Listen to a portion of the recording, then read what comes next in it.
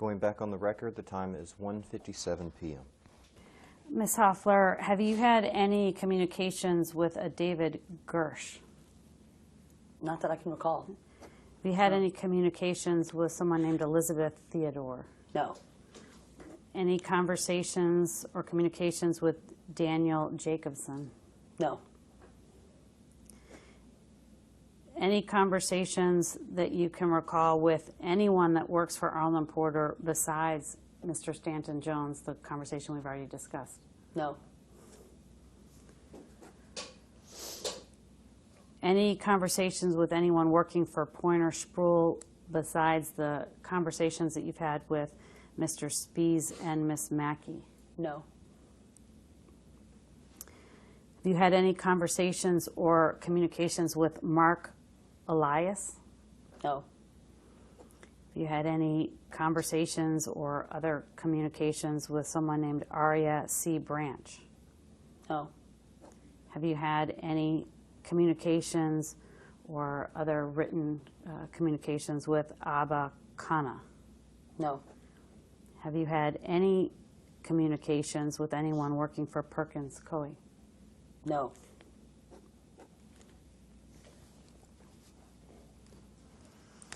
Have you had any communications with anyone at Common Cause besides the communications with Ms. Pinsky and the communication with Mr. Phillips. Bob Phillips? No.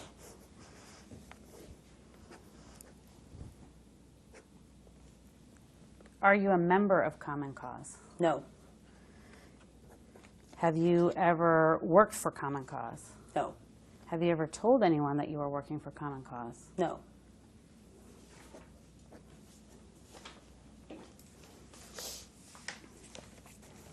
Have you ever received any money from Common Cause? No. Oh, you know, I think there was a reimbursement for the FedEx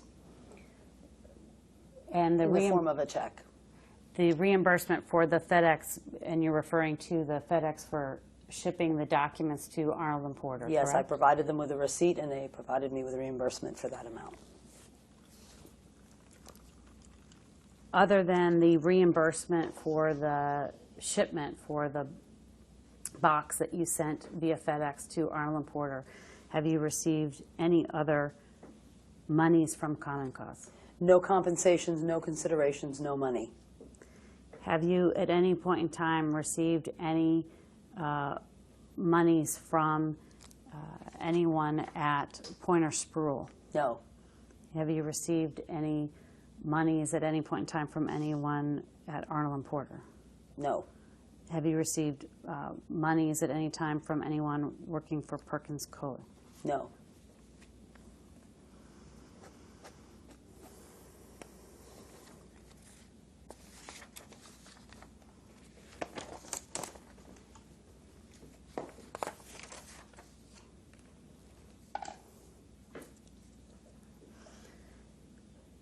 You've talked about the review of the materials that you have conducted of the hard drives and the thumb drives. At any point in time, did anyone else have access to and review those materials before you produced them to Arlen Porter? No. Did you testified that the materials that you took possession of from the residence where your father and mother resided, you took those materials, those electronic materials, to your home in Kentucky That's correct. I'm sorry. before you produced them to Arlen Porter approximately March 13, 2019, correct? Correct. Has anyone else resided in your home in Kentucky during that period of time between October 2018 and March 13, 2019? Oh, I live alone. Ditch the husband. First time in my life, actually, I had my own place. It's wonderful. I love it. Prior to sending the hard drives and thumb drives to Arlen Porter, did you provide copies of any of those materials to anyone else? Objection. I already answered that. Answered. It was, I already answered that. I just wanted to clarify if it was prior to your, I know you testified already that you provided some personal information to a coworker. Was that prior to your sending the information to Arnold Porter or after? That was prior and after because there was something else relevant. So again, my material, exclusively mine, as in I sent a copy of one of those pictures to another one of my colleagues, a picture of my son. I just wanted to clarify so there wasn't a confusion about whether the copies were distributed prior to or after the release of the information to Arnold Porter. Yeah, I mean, I don't know. I mean, you know.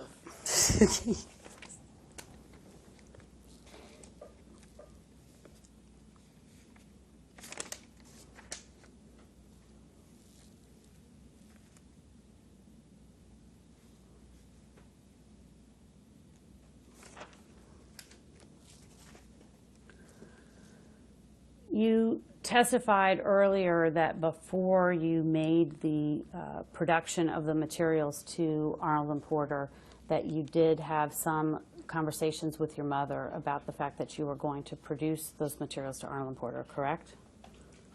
Yes. Was anyone else present when you had those communications with your mother? No, I don't think so. I mean, these were done over the phone. I didn't get the impression that there was anyone else there, so as far as I know, there wasn't, no.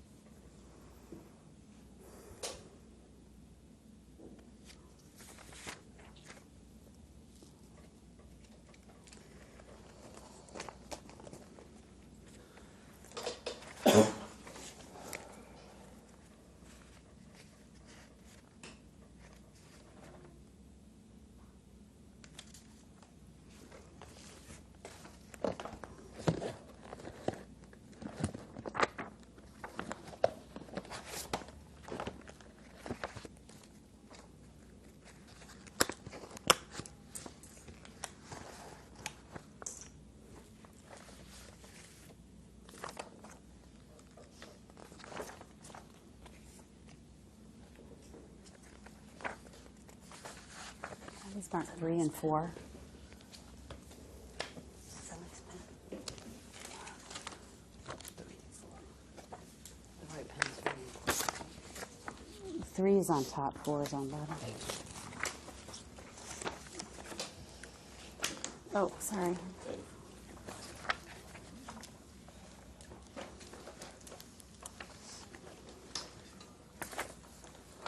I'm short on one of them. She has it, it's marked. Yeah. Why don't we give Tom your copy? Because he doesn't have one. Oh, then we can share. So, Tom, Okay, I take see. a Oh. copy. I see that these are two different. We'll share. Thank you. I thought I'd made enough copies, but apparently not.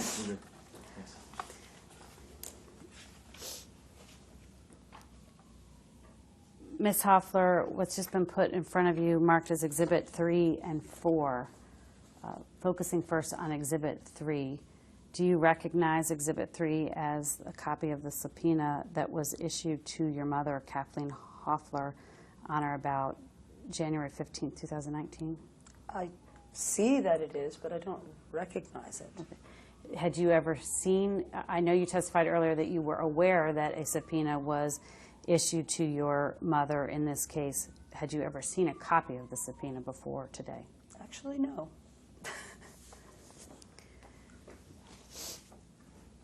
Exhibit 4 appears to be a copy, I'll represent to you as a copy of a subpoena that was issued to the estate of Thomas Hofeller.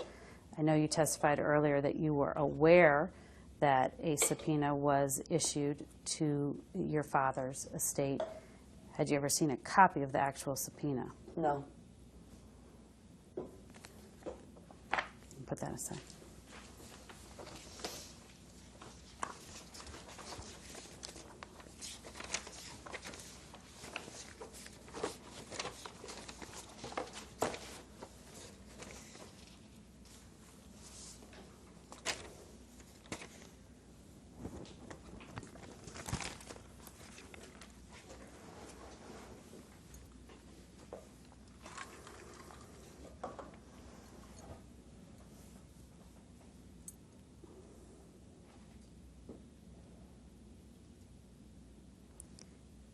You testified earlier that you first learned of your father's passing in, I apologize, September 30th. September 30th, 2018. How did you come to learn of your father's passing? I typed his name into Google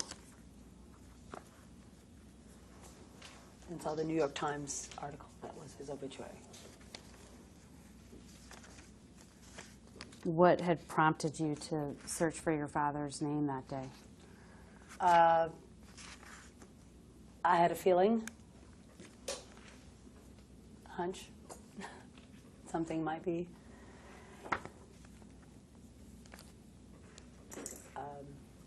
And you know, it would. I think it had like a few months ago. I was aware of the fact that there was another set of districts in court. So, I mean, I figured if nothing else, I'd see if there's anything interesting about that. Basically, really, in my role as a student of political philosophy and other such things. But honestly, I had a hunch that maybe something was wrong. Once you found out that your father had passed away, did you reach out to your mother? Yes. Did you ask your mother why she hadn't contacted you to inform you that didn't. your father No. passed? No. And why not? You said you didn't. I didn't need to, because I don't believe that she knew how to reach me. And why do you say that? I'll object to this line of questioning. I can't imagine why the circumstances around Miss Hofeller's communications with her mother relating to her father's death could possibly have any relevance in here. It seems vexatious. Are you going to instruct the witness not to answer? She's not my witness.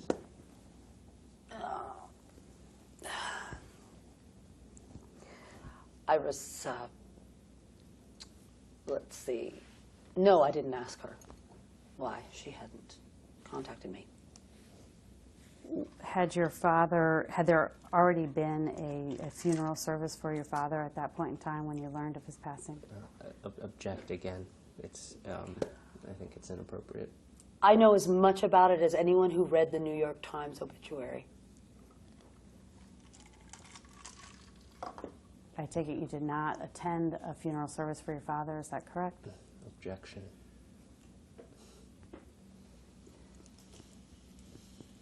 No.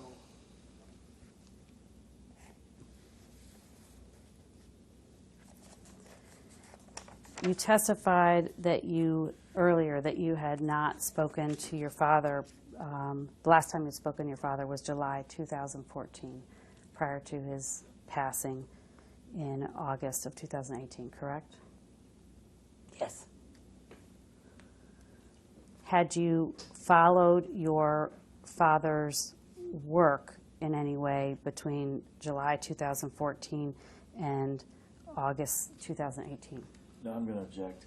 It's my understanding of this proceeding is that this is to authenticate things that she turned over, and we're now getting to personal family matters. I'm going to. are we going to continue down this line? If we're going to continue down this line, I am going to instruct her not to answer. Not much further, but I just want to, it is important, it is relevant, and we can talk outside about whether it's relevant or not, but I'm not going to talk about that in front of the witness. Okay. I'm simply asking if she's kept track of her father's work. Sorry. Yeah. Go ahead and answer that question. Can you repeat it? I forgot it. Can you read back the last question? I can re-ask the question. Between July 2014 and July 2014 and August 16th, 2018, have you followed any of your father's work? That is a very vague question. Maybe you could be more specific. I was not in communication with him. In what way would I follow his work? Did you read articles about any work your father was doing in redistricting between July 2014 and August 16th, 2018? I quite certainly may have read any number of the many, many newspaper articles about my father, who was rather well known, including the one I just mentioned, the New York Times article that was his obituary. I read that. Did you read any articles or any statements made by Common Cause about your father's work? I do not recall having made note of the name Common Cause until such point as my father was already deceased. I really wasn't that involved.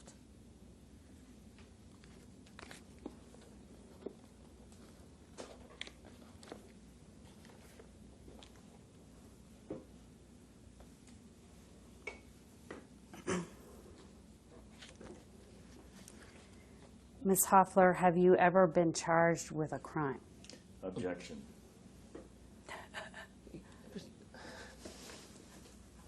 I think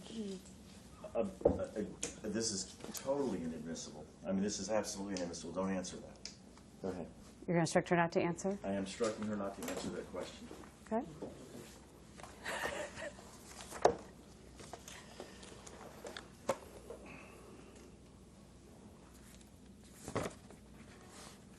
That's a bit.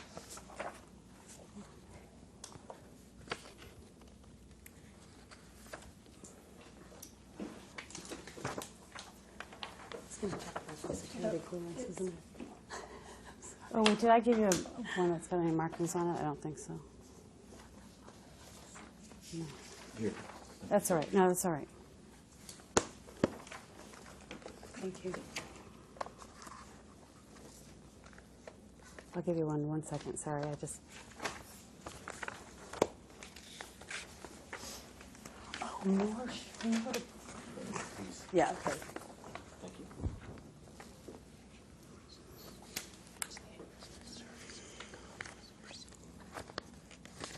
Oh, shit. Did I just give mine away?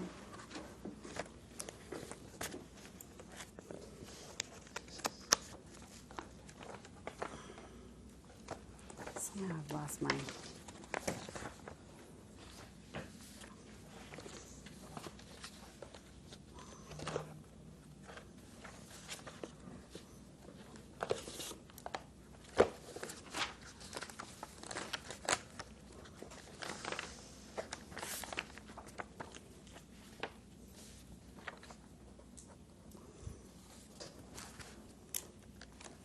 I'll have this one marked also at the same time.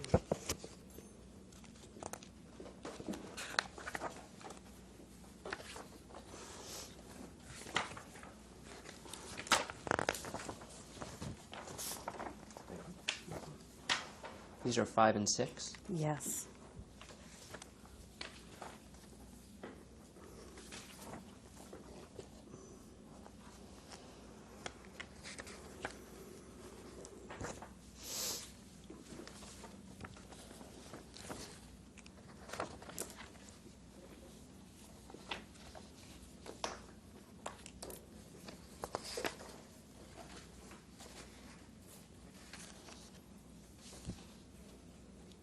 Ms. Hofeller, have you had an opportunity to review the documents that's been put in front of you and marked Exhibit 5 and Exhibit 6?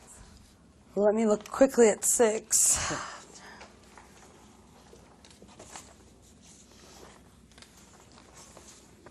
Yes. Yes. Have you Yes. seen the documents marked as Exhibit 5 and Exhibit 6 before? I have never seen this page right here. When you're pointing to this page right here, This which one one are you on top, the referring to? first page of Exhibit 5, I have never seen this before. Okay. I have seen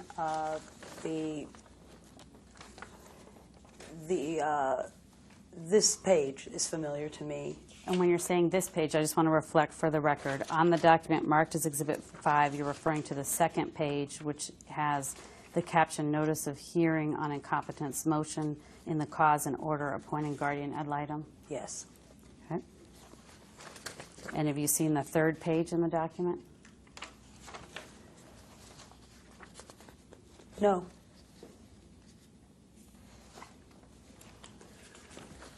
In the document marked Exhibit 5, the second page that you've seen, did you see that on or about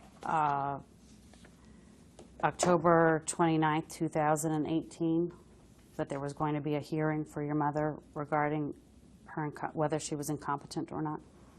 On or about. Ask the question again, please.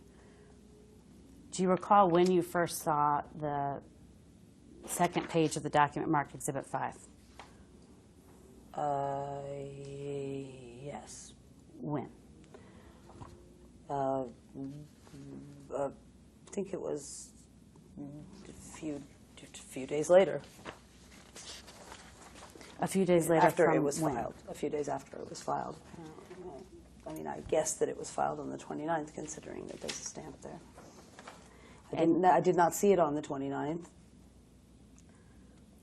Your recollection is that you recall seeing the second page of the document marked as Exhibit 5 a few days after October 29, 2018, correct? Correct. The document marked as Exhibit 6, which states petition for adjudication of incompetence and application for appointment of guardian or limited guardian. Have you seen that document before? Yes. When did you first see that document? A few days after it was filed.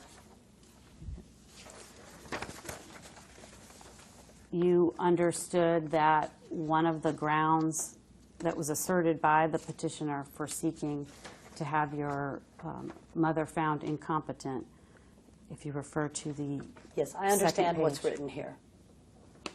you had knowledge of that. I had knowledge of what was written here when I saw the document.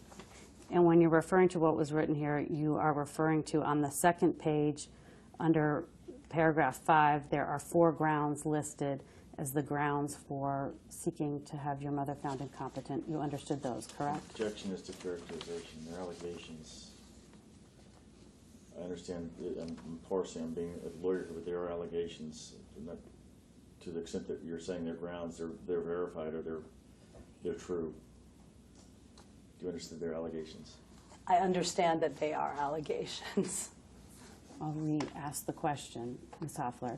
Did you understood, when you're saying, I understood what was written here, I'm just trying to make sure we have agreement on the record that the here you're referring to are the 4 allegations that are set forth on the second page of Exhibit 6 as the alleged basis for seeking to find your mother incompetent. You understood that those were the grounds that were being alleged, correct? I understood that these were the facts set forth that the petitioner alleges are grounds. Yes. One of the facts that were set forth that the petitioner alleged that were grounds was that the respondent is believed to be under the influence of a previously estranged child. Since appearance of child, financial assistant hired for respondent quit her employment upon concerns of personal safety based on actions of previously estranged child. respondent removed appointed attorney-in-fact over security of funds. Did you disagree with those assertions? I'm going to object. I But- think that you're but just... you know what? Hold on. I'm going to object. I think at this point you're just harassing the witness. You're not my witness, I'm not, but it seems... This is not for me to say. I believe the same thing. I believe the same thing. If you want to ask about the factual basis of this, I don't understand how it has anything to do with something. So we're going to take a break. Can you answer? There's a question on the table. Can you answer the question? No. Okay. Let's you and I talk. See if we can take a break. Thanks. Going off the record, the time is 2:23 p.m.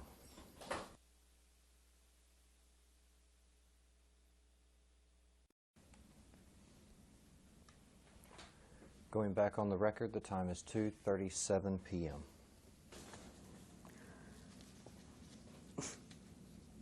Ms. Hofeller, have you had an opportunity to review the document that's marked Exhibit 7 that's in front of you? Let me finish. Please, take your time. Tell me when you're ready. Hold on. I have glasses.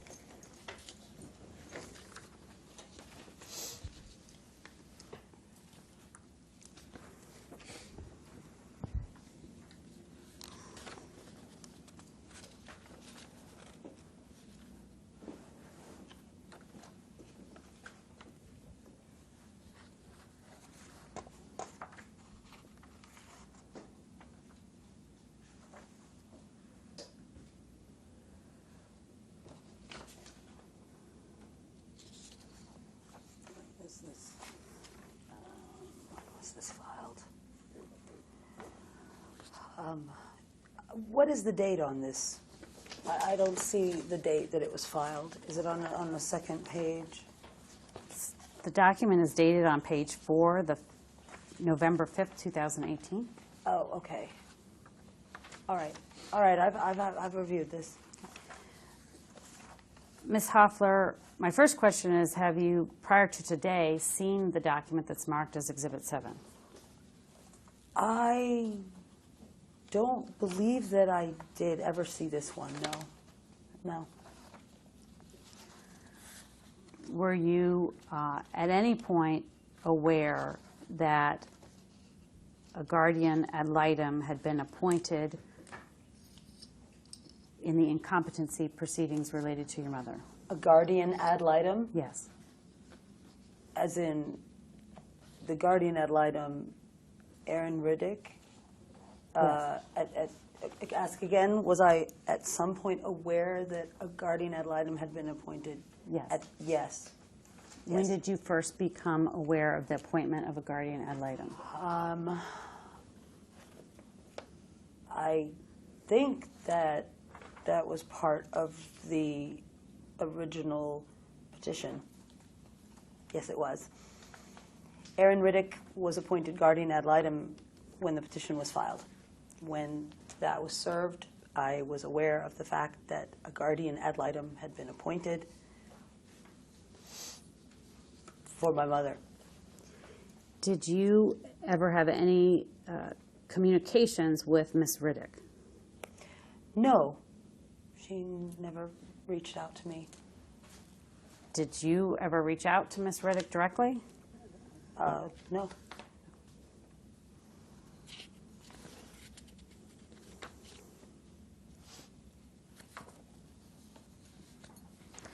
Did you ever become aware that Ms. Riddick had concluded that based on the interview of the petitioner's attorney and a review of your mother's medical records, that she believed the petitioner had met the burden to show reasonable cause to believe that your mother My mother is didn't have an incompetent? attorney. Stop, I'm please. sorry. Thank you. Go ahead. I'm sorry. No. The answer to your question is no. Did you at any point in time become aware that Ms. Riddick had informed the court that she was concerned that your mother's well-being and the state were at risk without the appointment of an interim guardian?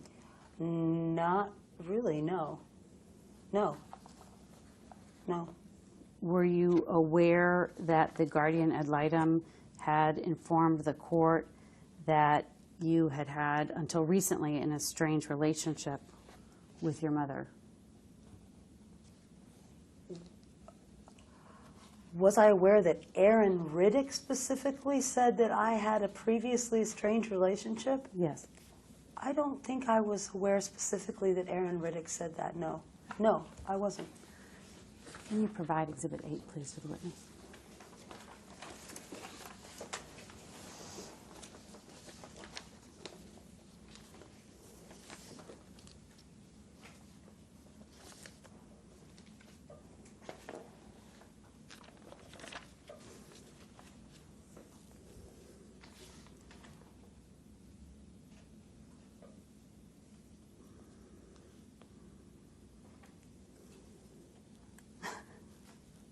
I never saw this.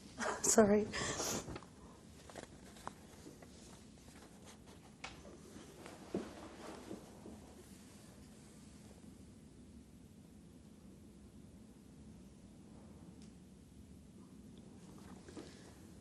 Ms. Hofeller, you've had an opportunity to review the document marked as Exhibit 8.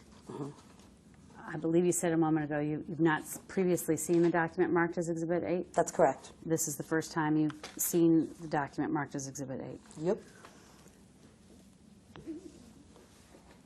You were aware, is it correct, that the court had entered an order appointing an interim guardian of your mother, correct? Whether you'd seen the document or not, you were aware that the court had appointed an interim guardian for your At mother? what point? On or about November 6, 2018. I was aware that the result of the hearing was an interim guardian appointed, I believe, yes. You were aware that there was an interim guardian appointed over both your mother's person and over her estate, correct? You know, again, I am reading these documents. I am not an attorney in these matters. In that is the proper interpretation of these documents. I was aware of what these documents said. My mother's attorney handled the matter from that point forward. So my awareness would extend to reading this as a layperson. So if it says, if you're asking me, was I aware that this was done? Yes, I guess not. Contemporaneous with the proceedings that were ongoing, the incompetency proceedings, were you communicating with your mother's attorney about the proceedings? Well, this has been going on. This was going on for quite a while. At some point, I did have communication with my mother's attorney on this matter, yes. And your mother's attorney on this matter, I believe you said, was Douglas Noreen? That's right. Did Mr. Noreen share with you or discuss with you the fact that an interim guardian over your mother's estate and over her person was going to be appointed by the court? Going to be, no. Did he share with you that it wasn't, that it did in fact occur? I don't think that. Objection. You're assuming the fact's not in evidence, and you might want to find out when Doug Norrie became her mother's attorney. Just a hint.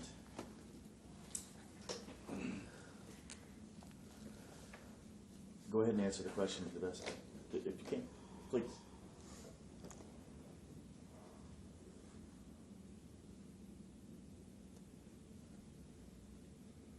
I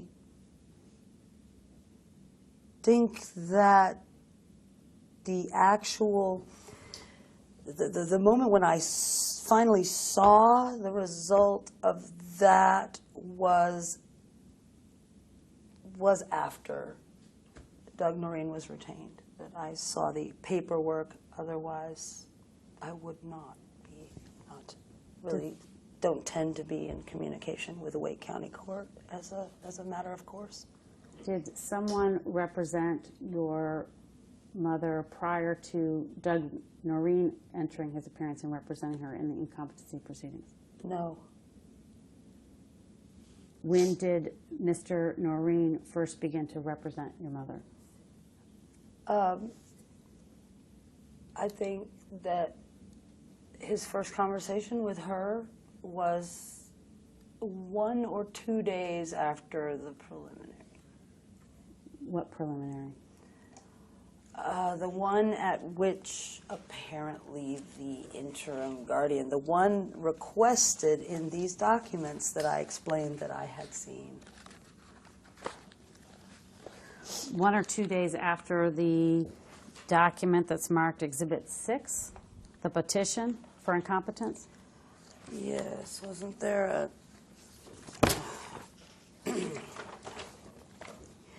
Yeah, I think that if I, let's see, November 8th rings a bell for the day that my mother retained Doug Noreen.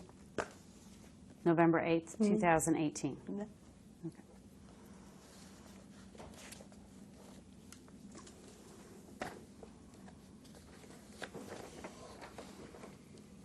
Can you provide the witness Exhibit 9?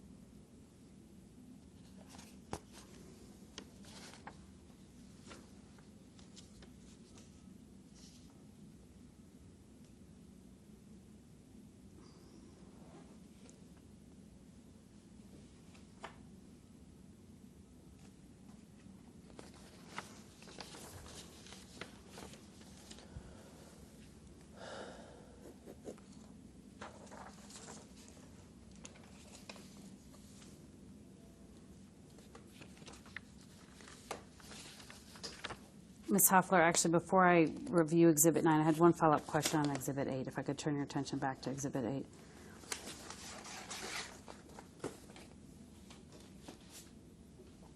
Were you aware that the interim guardian of the estate that was appointed in these proceedings was Everett Bolton? Yes. Did you have any communications with Mr. Bolton at any point in time? No.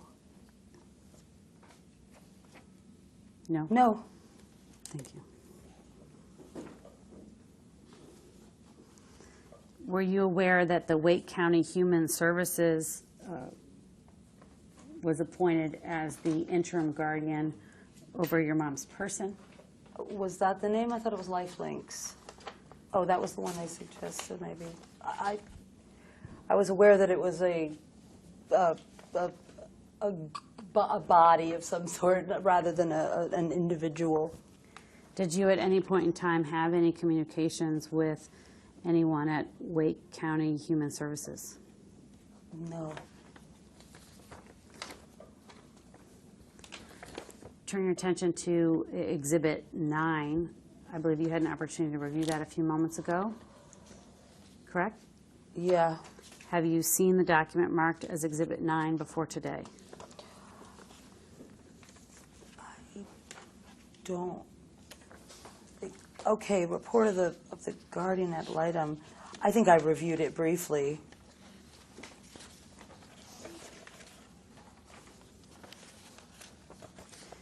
It appears on Exhibit 9, the last page, there's a certificate of service, and it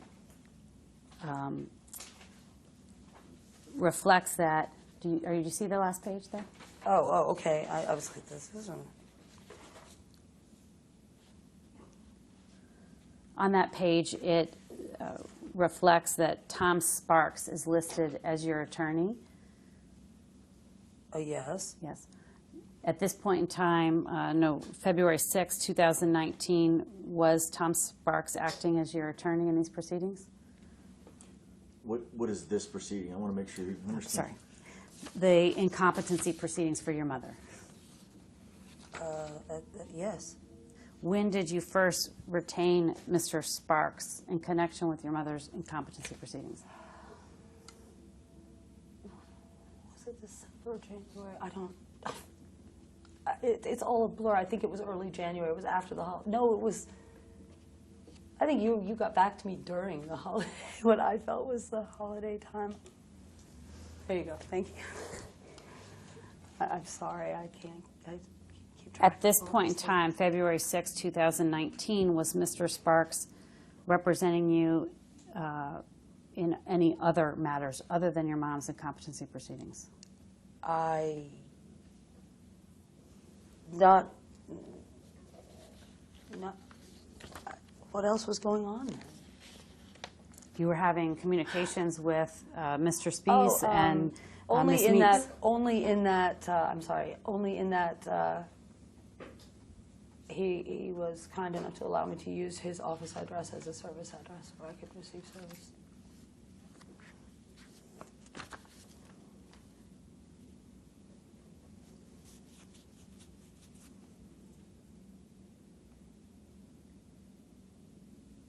Did you have any communications with your mother's counsel, Mr. Noreen, about the subpoena that was issued to her in this litigation? No, I did not. I take it you didn't have any communications with the interim guardian over her estate about the subpoena that was directed to her in this litigation, correct? Yes. And you didn't have any communications with the interim guardian over her person regarding the subpoena that was issued upon her in this litigation, correct? That is correct. Can you show the witness Exhibit 10?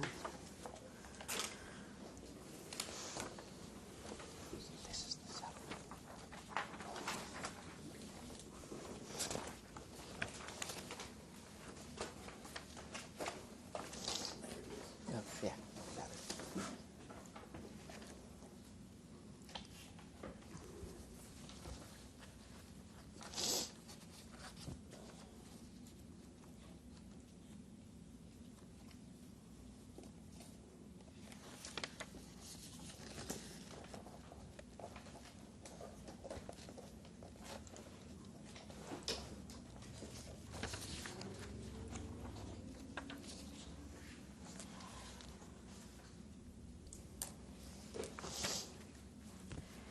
Ms. Hofeller, had you had an opportunity to review the document marked Exhibit 10?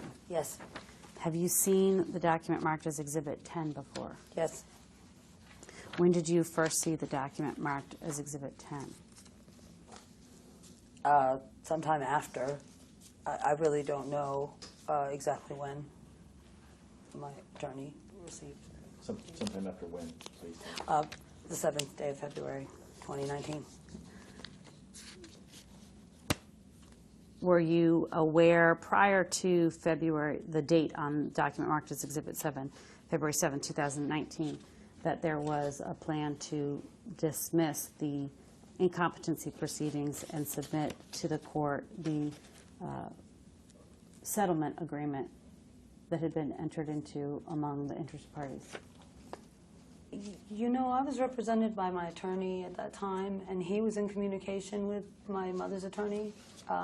What I was and wasn't aware of, that would be really difficult to say when and how and to what degree this was being negotiated. I was, again, represented by counsel, so I wasn't really being spoken to directly on these matters other than my attorney. You understood that Exhibit 10 was a motion to dismiss that was submitted to the court along with a settlement agreement that was in the process of being executed, correct? And I'll object. I think the witness has already testified that she was communicating with her attorney here, so it seems like anything that she learned from her attorney would be privileged. Yes. Your awareness of it, she's asked about your awareness of it. Yes, at some point I was aware of this, yes. Do you know if the settlement agreement that is attached as Exhibit A to what's been marked as Exhibit 10, do you know if that, in fact, was ultimately signed by all the individuals that are listed on page 6 and 7? I'm sorry. I would not be able to tell you if this is exactly like the one that's signed without seeing the signatures on it. I was not a signator. I would not have a familiarity to the point where I would be able to say that this is the one that was signed. Is it correct that you were aware that between the period November 6, 2018 and February 7, 2019, there was an interim guardian over your mother's estate and over her person? Yes, I'm trusting you that those are the right dates.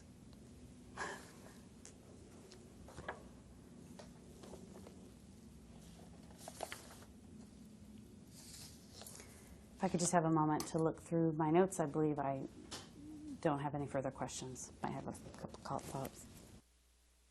Going off the record, the time is 2:57 p.m.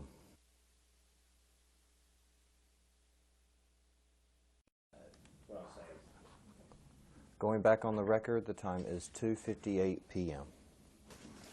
Good afternoon, Ms. Hofeller. My name is John Branch. I'm counsel for the intervener defendants and with the Shanahan Law Group law firm here in Raleigh. Appreciate you kind of plowing through things today. I know there's been a lot, and my hope is that I don't have very many topics for you to cover and we can get out of here on a fairly quick basis. But what's going to happen is I'm going to jump around some because my colleague has covered 95% of what I had on my list to cover. So if you would be patient with me if I do that, and if you don't understand any of the questions that I pose, want me to restate anything, please feel free to ask me to do so. I'm happy to accommodate you as best as I can. My first question is, what's your home address? I stated that I wanted that protected. A survivor of domestic violence, and these documents proliferate at an amazing rate. I don't believe that it's in my best interest, or it is a risk to my safety. That address is, I've been able to have it sealed with courts in the past. I think it's well established that I'm at risk. With all due respect, ma'am, I don't know that part of your personal history, and I'm not trying to antagonize you by asking you your home address.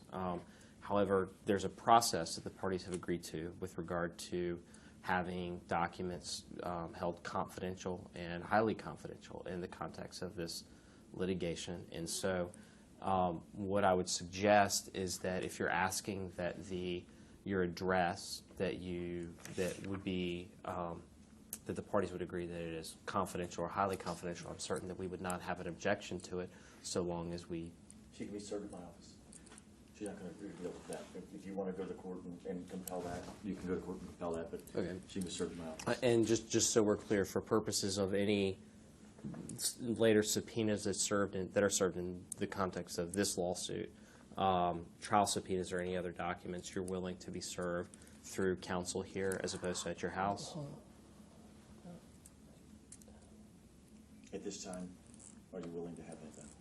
Yes. All right, and in the event that you withdraw that authorization for your lawyer, would you then be willing to provide us with your home address so that we can serve you with process? I'll object. She lives outside the range of the subpoena range of the court. She already testified. I mean, doesn't mean we can't subpoena her, and we have a right to, in the event that we believe that her testimony is necessary at trial, to subpoena her to testify. And agree to disagree. If she's outside the range of the subpoena range of the court, I think you can't subpoena her. So that we can move on, we've been here for a long time. May I interject with a question or two, please? If that's okay with you, because it's out of order. At this time, Ms. Hofeller, are you willing to allow me to accept service of documents on your behalf? I am, yes. If that changes, will you provide to me an address at which you can be served, wherever that address is, and give me permission to let all these fine people know, and every attorney involved in this case know where that address might be? Yes. Yes. As long as it doesn't appear on any of these documents. No. I didn't ask you for your home address. I said Oh, an address yes. at which you can be served. Yes, absolutely. Okay. Is that sufficient, sir? Yeah, I think that's fine. Thank you. I'm sorry to interrupt. Oh, no. Well, that was very helpful, so thank you for interrupting. Thank you. Why did you pick Common Cause to reach out to you, or to reach out to with regard to finding an attorney to represent your mother in the competency dispute? Objection, asked and answered earlier. I answered that question, I thought, pretty thoroughly. And maybe I missed, but I'd just like to go back over it just for a little bit. I mean, why Common Cause? Objection, asked and answered. And again, she can answer the question. They are local. They're local. And I needed to, ascertain who was local as far as the local attorneys, and their knowledge of the politicization of my family affairs as it pertains to anyone who is involved on this level with politics. It seemed that they would comprehend that. And why did it seem like Common Cause would have a comprehension of the politicization of your family's affairs? Because all of the attorneys involved in all of these matters would have an understanding of it. So that's because Common Cause had attorneys that had been involved in legal matters with knowledge of the politicization of your family's affairs? How shall I put this? Your average American doesn't understand what redistricting even is. So, attorneys that are involved in matters that pertain to it are much more likely to understand the importance of my father's position on these matters. Okay. And prior to reaching out to Common Cause about the topics on which you reached out to them, you were aware that Common Cause was involved in litigation regarding redistricting? Yes. And you were aware that they had taken positions adverse to those of your father or your father's businesses? My father... Object, asked and answered. Said that. Yeah. You just changed the word antagonistic to adverse. It's been asked and answered multiple Well, times. This Well, wasn't then my it's a different father's question. position. This was just what he did. Please. I'm sorry. Was your father retained by parties in litigation with Common Cause? Objection. There's no establishment of any foundation. I'm asking if she has knowledge of that. I don't know the details of how my father was actually involved in all of this. I don't know the details. He was all over the country all the time, my whole entire childhood. I don't know when he signed on with who, in what capacity, whether he was working for the RNC, whether he was a consultant. I don't know those details. It would be very, I don't know. It seems almost like we're trying to establish that I would misstate. I would rather just go ahead and say that I don't know these details. If you continue to press me to tell you yes or no, eventually there is an idea that I will say that I know something that I wasn't aware of. And to be clear, I don't know is a perfectly valid answer. If you don't know, you don't know, and that's fine. I'm not trying to press you for a certain answer. I'm trying to understand what it is you do actually know. And again, I really tried to, Condition. okay, I tried to address it before. And so,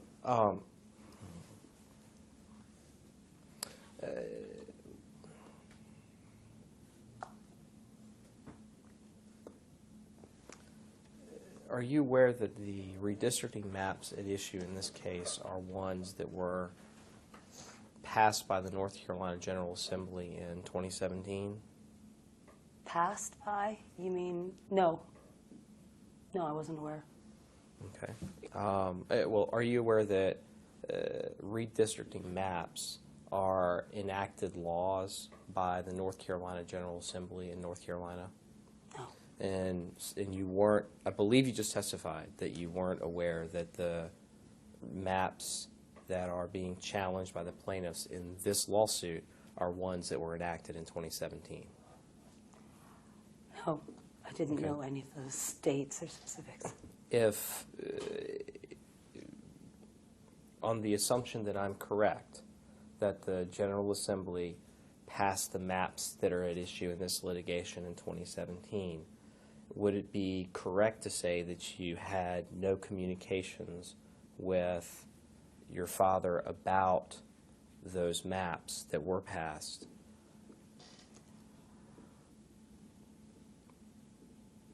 I don't know when he started drawing those maps. Wait,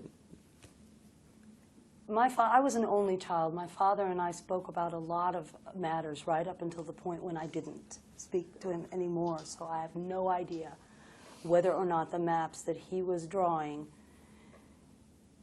the last time I spoke to him were those maps. I would have no way of knowing that. so you have no way of knowing one way or another. That's right. Okay. Did you...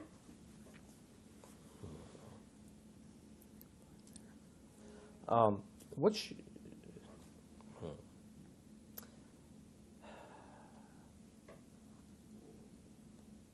I'm not trying to raise the same concerns you have about your address, but I do have some questions about the use of your phone.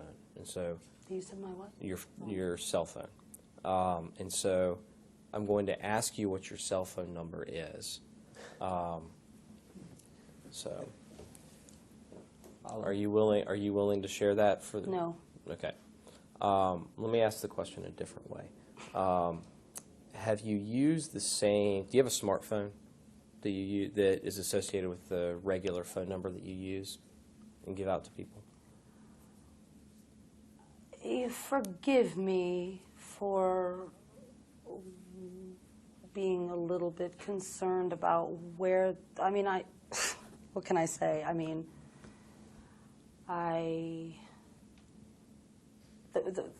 what period of time are we talking about here? I mean, Let's say today. Do you have an iPhone? do I have Do you a have an Android? smartphone? Yes. Yes, I have a smartphone. Okay. And what kind of a phone is it? Is it an iPhone, Android? Object. This is ridiculously irrelevant. It is not. You can answer. It's either an iPhone or an Android. All right. And it's one specific device. Is that the same device that you have used since September 30th of 2018? No. Okay. How many different devices have you used since September 30th of 2018 associated with your primary telephone number? Two? I think, yeah. Okay. Do you- I don't know, these were not associated with the same phone number. I'm a popular person. I don't tend to just give my phone number out. And I also tend to find that it's better when you're on Google to not be quite as consistent as most people are. Do you need to take a break? No. No, I don't. So, no, it hasn't been the same phone number. Okay, all right, so the question I had was actually as to the device that you use, the physical hardware, and what I was asking, and it was based on an assumption that I think turned out not to be correct, was how many different devices have you used since September 30th of 2018 to present day? I think it's two. Okay. Do you Did you change phone numbers when you changed devices at some point during that period of time? Yes. Okay, can you tell me approximately when that was? Late last year, I think. And towards the, you think possibly December? Yeah, I'm not looking for a specific date. Possibly, yeah. Okay. Can you tell me why you switched phone numbers and devices? Old device, running out of storage. I don't have a contract, so Okay. Did you keep the old device? for a while I did. And where is it now? I gave it to a friend, cleared it off, reset it to factory settings, and gave it to a friend of mine who couldn't afford to buy a new one. Okay. And when did you do that? Approximately? January, February, sometime in there. All right. And is that, you testified earlier when you were asked about whether you're in possession of the text messages with Mr. Spees, that some of the old text messages had been deleted. Were they, when you That's why talked I got about a new them phone. being... Sorry, I'm sorry. Yeah. Well, I think you can go ahead and explain. Can you tell me what happened? Yeah, my phone started running out of storage. It couldn't do the updates, and as it ran more and more out of storage, it was dropping. It was dropping things like text messages, and yeah, both the iPhones and the Androids do that. Okay. So- And then after it was dropping text messages, you went and got a new phone? You know, at my earliest convenience, I got a new phone. Okay. And to the extent that well, strike that. Have you encountered the same problems with dropping phone calls and text messages since you've had your new phone? I don't think so. Okay, so you wouldn't have lost any of the text messages that have been sent to or from you with regard to the new phone? I don't suppose that I would have. Okay. And the old phone, I believe you testified that you erased the information that was on the old phone and gave it to a friend of yours in January or February of this year? Sometime early this year, yeah. Okay.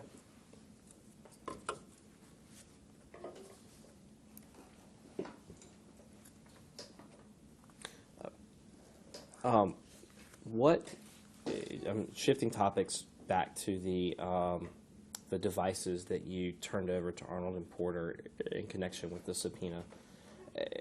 What computers or other electronic devices did you use to read the contents of those hard drives or thumb A drives? laptop, This is just one laptop?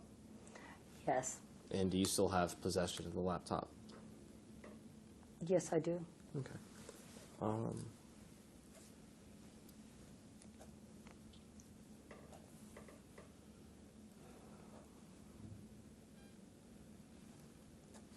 right, if we can go off the record for a couple minutes, I'm just about done. Going off the record, the time is 3:15 p.m.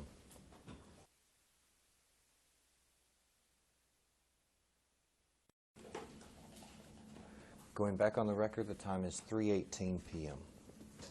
Nothing further. Nothing from me. Nothing from me either. This concludes the video deposition. Time going off the record is 3:18 p.m.